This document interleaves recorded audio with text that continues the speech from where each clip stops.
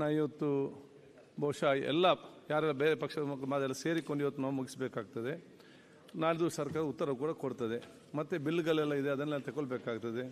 ನಿಮ್ಮೆಲ್ಲ ಸಹಕಾರ ಅಗತ್ಯ ಅಂತ ಹೇಳಲಿಕ್ಕೆ ನಾನು ಬಯಸಿ ವಿಜಯೇಂದ್ರ ಮುಂದುವರಿಸಬೇಕು ಅದಷ್ಟು.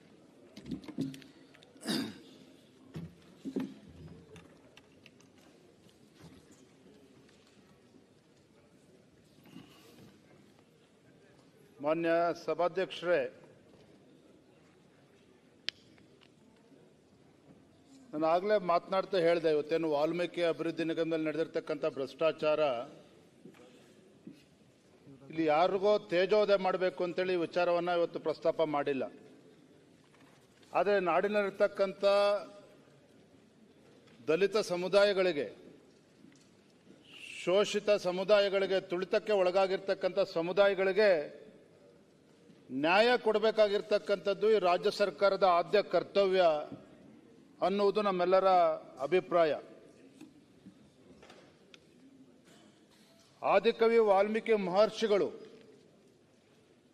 ಈ ಜಗತ್ತು ಕಂಡಂತ ಶ್ರೇಷ್ಠ ಕವಿಗಳು. ರಾಮಾಯಣದ ಮುಖೇನ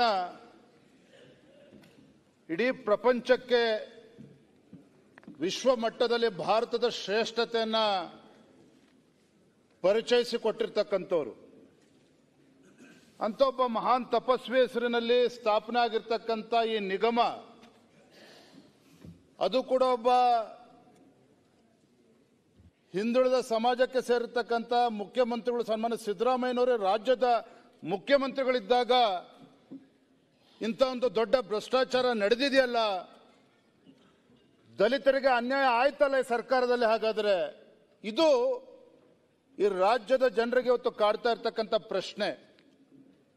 ಹಾಗಾಗಿ ನಮ್ಮ ಕಳಕಳಿ ಇರ್ತಕ್ಕಂಥದ್ದು ಮಾನ್ಯ ಸಭಾಧ್ಯಕ್ಷ ಮತ್ತು ಮಾನ್ಯ ಮುಖ್ಯಮಂತ್ರಿ ಸಿದ್ದರಾಮಯ್ಯನವರಂತ ಇವತ್ತು ರಾಜ್ಯದ ಮುಖ್ಯಮಂತ್ರಿಗಳು ಇರ್ತಕ್ಕಂಥ ಸಂದರ್ಭದಲ್ಲಿ ಅವ್ರಿಗೂ ಸಹ ಮುಂದೆ ಒಂದು ದಿನ ತಮ್ಮ ಆಡಳಿತ ಅವಧಿಯಲ್ಲಿ ತಾವು ಇವತ್ತು ರಾಜ್ಯದ ಮುಖ್ಯಮಂತ್ರಿಗಳು ಇದ್ದಾಗ ದಲಿತರಿಗೆ ಅನ್ಯಾಯ ಆಯಿತು, ಪರಿಶಿಷ್ಟ ಪಂಗಡದ ಸಮಾಜಕ್ಕೆ ಅನ್ಯಾಯ ಆಯಿತು, ನಾನು ಒಬ್ಬ ರಾಜ್ಯದ ಮುಖ್ಯಮಂತ್ರಿಯಾಗಿ ಅಸಹಾಯಕನಾಗಿ ನಾನು ಕೂತಿದ್ದೇನಲ್ಲ, ನನ್ನ ಆಡಳಿತಾವಧಿಯಲ್ಲಿ ಇಂಥ ದೊಡ್ಡ ಭ್ರಷ್ಟಾಚಾರ ಆಯ್ತಲ್ಲ, ದಲಿತರಿಗೆ ಅನ್ಯಾಯ ಆಯ್ತಲ್ಲ, ಇಂಥ ಒಂದು ಪಾಪ ಪ್ರಜ್ಞೆ ಅವ್ರಿಗೆ ಮುಂದೆ ಕಾಡಬಾರ್ದು.